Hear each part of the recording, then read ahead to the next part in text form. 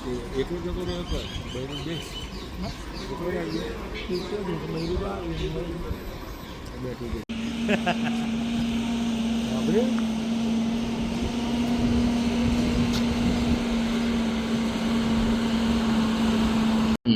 વિગત એવી કે ખેડા જિલ્લામાં જે જમીન તકેદારી સમિતિ હોય છે એમાં કલેક્ટર સાહેબના અધ્યક્ષ સ્થાને એવી વિગત બહાર આવેલી કે કોઈ ખોટા ખેડૂત બની અને ખાતેદાર થયેલા છે. તો એ અન્વયે પુનાદરા ગ્રામ પંચાયત ના તલાટી મંત્રી ઈશ્વરભાઈ ઓડે ફરિયાદ આપેલી છે 00/72/2025.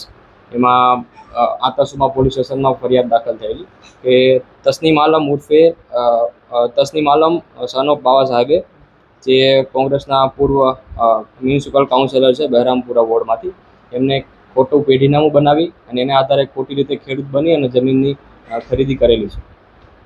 સાહેબ, મુખ્ય મુદ્દો એ છે કે કેટલાય વર્ષો થયા આ બાબતે અને ફરિયાદ અત્યારે દાખલ કરવામાં એનું કારણ શું? જમીન તકેદારી સમિતિ જે કલેક્ટર સાહેબના અધ્યક્ષ સ્થાને હોય છે એમાં સાહેબના અધ્યક્ષ સ્થાને જે પ્રકરણો ધ્યાને રાખવામાં આવતા હોય છે એ પ્રકરણોમાં ફરિયાદી તરફથી જે પણ વિગતો લાવવામાં આવતી હોય છે એના આધારે આ વાત બહાર આવેલી અને ત્યારબાદ ગુનો નોંધવામાં આવેલો છે. હાલમાં આમની સાથે કેટલા સાથીદારો છે, અન્ય લોકોની કોઈ મદદગારી છે કે એ બાબતે તપાસ ચાલુ છે અને એના માટે આગળ રિમાન્ડની કાર્યવાહી હાથ ધરવામાં આવેલી છે. એમને ખોટી રીતે પેઢીનામું બનાવેલું છે.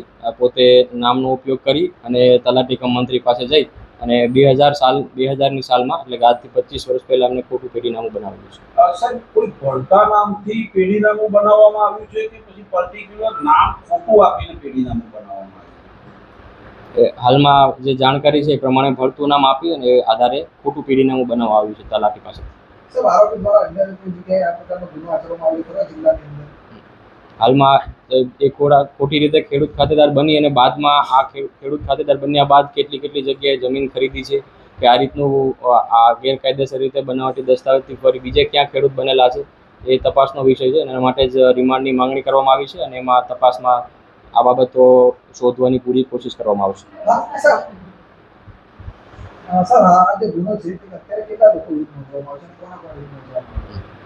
હાલમાં આરોપી એક જ છે, તસ્નીમ આલમ બાવા સાહેબ, એના વિરુદ્ધ નોંધવામાં આવેલો છે અને તપાસમાં જેટલા બહાર આવશે તો અન્ય લોકોને પણ એડ કરવામાં આવશે.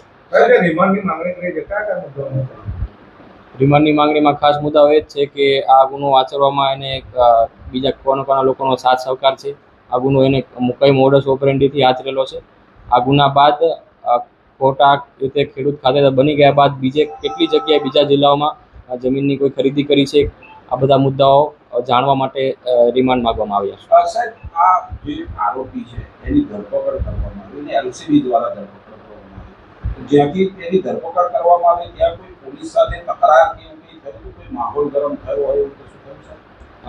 આ બાબતે તપાસ હેઠળ છે, હાલમાં કંઈ કહી ન શકાય. સમગ્ર બાબતની તપાસ હાલમાં કોને આપવામાં આવી? હાલમાં 00/72/2025 થી આપણે 2026 એફઆઈઆર નંબરથી આતરસુબા પોલીસ સ્ટેશનમાં આપણે એફઆઈઆર દાખલ કરવામાં આવી છે.